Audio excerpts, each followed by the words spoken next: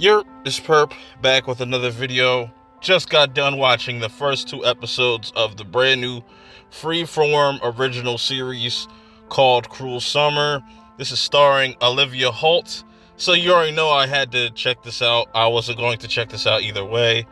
That was the big draw to this series for me, was Olivia Holt's character. If you haven't seen her in Cloak and Dagger, definitely go watch that. That wasn't too bad, but I understand.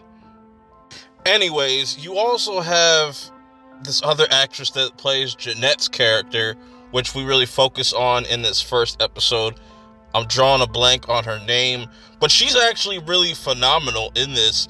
And the style that they use to tell this story, you have it kind of jumping between three different time periods: 1993, 94, and 95. And when you get to 95, the whole entire tone of the show kind of changes. Like, literally, it goes from being these bright poppy colors to just dark and brooding and stuff. It's really weird. I don't see a lot of people liking that, the way that they kind of jump around. But it's not too chaotic. Now I could see it being a problem maybe in later episodes. We will just have to wait and find out as episodes get released weekly. This comes out every Tuesdays or Wednesdays. It's also put out on Hulu. Anyways, this story centers around Olivia Holt's character, Kate. She is like this popular girl, like a Regina George.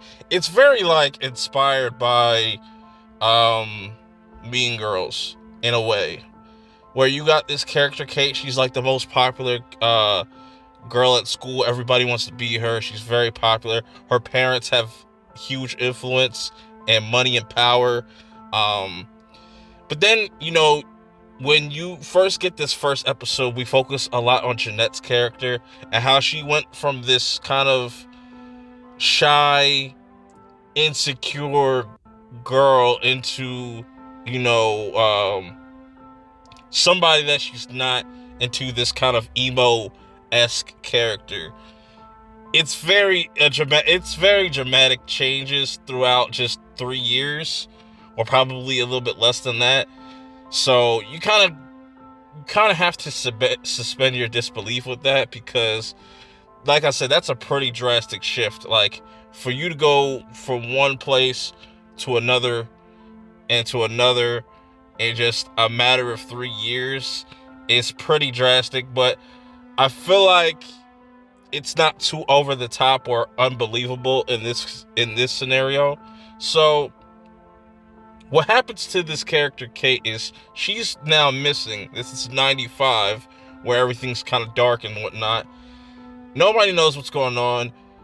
Jeanette's getting so much hate and backlash for this, but in the year 94, before things kind of hit the fan, you kind of see Jeanette's character go through this shift, and how she kind of, drifted away from her main group of friends when she was younger in was it 93?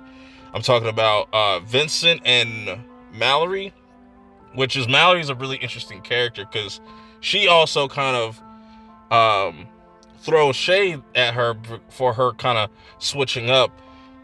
And I think she's going to be an interesting character going forward.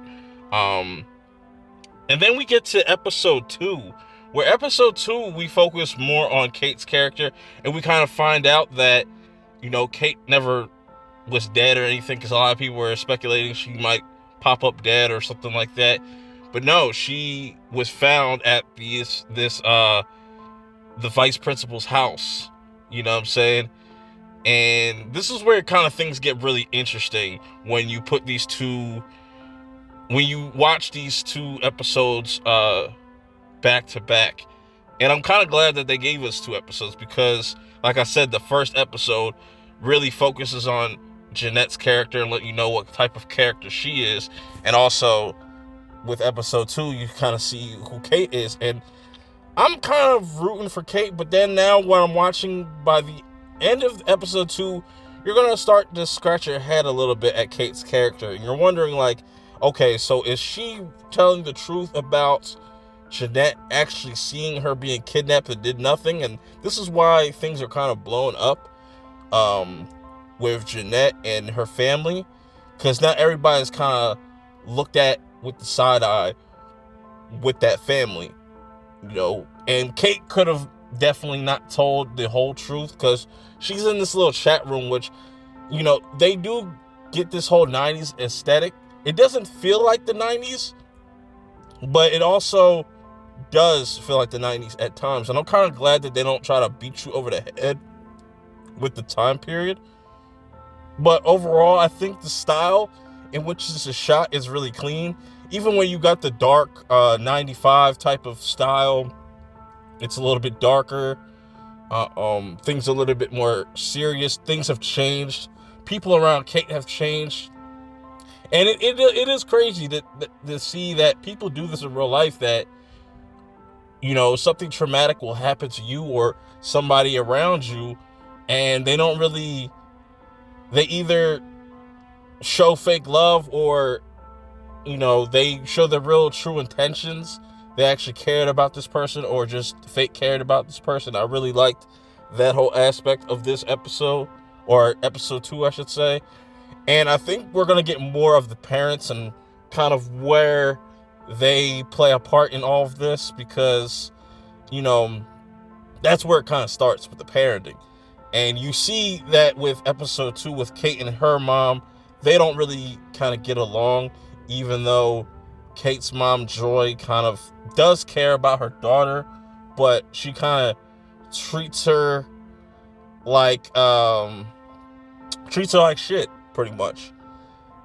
On the flip side, you know, you have Jeanette and what she's going through. I'm just, out of all the different Jeanettes, like, the one that you first meet, you know, with the braces and the glasses and stuff, before, it is the cool one. Then she just becomes this drastically different character. It's just, I don't know how I feel about it right now. I guess I know it's still early. I don't know how long they could possibly go with this series, but I do like these first 2 episodes, because the first episode does a great job of kind of just setting you up with the story, these characters, and kind of giving you the gist of what to expect. Episode 2 kind of continues that, but expands with other perspectives of characters. Like, I want to see what's up with this principal, or this assistant principal, if he was really involved with this. Is Kate really telling the truth? And what she kind of threw a name out there. She threw out, you know, threw Jeanette under the bus, essentially. We don't know the full story, but they are going to go to the court. But the flip side of it is that Jeanette is the one that's taking Kate to court for defamation of character, which is kind of interesting. Didn't expect that, and Kate doesn't look too happy about this, and I feel like some truth bombs are going to be revealed. And yeah, man, very solid first 2 episodes. If you have Freeform or you have Hulu, I would recommend checking this out. Like, the dialogue isn't the best. It's not like no Oscar or Emmy worthy dialogue or anything like that. It's pretty basic. It's definitely for that, for those teens, those teeny boppers that like this teen drama thriller, you know what I'm saying? But very solid 2 episodes. I like the performances from both actresses that we see here. I'm just curious to see where this all goes. By the end of it, it could all fall apart, but for right now, I'm kind of intrigued to see where the story goes. If you've seen this, let me know in the comments below how you feel about it. Hit that like button to let me know that you want to see more of these videos. If not, then, you know, I might come back and do a whole season 1 kind of review. We'll see. But until next time, I will see y'all later. Peace.